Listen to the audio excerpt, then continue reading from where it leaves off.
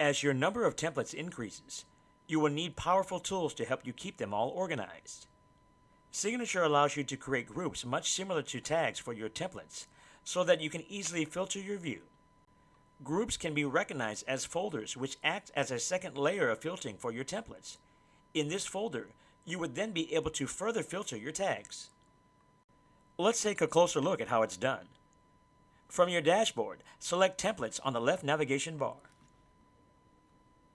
From here, click the plus button to add a new group.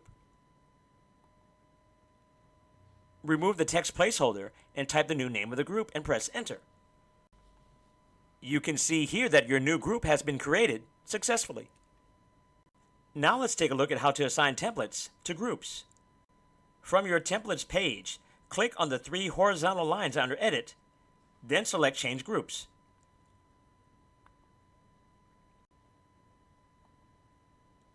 Select the group, then click Select.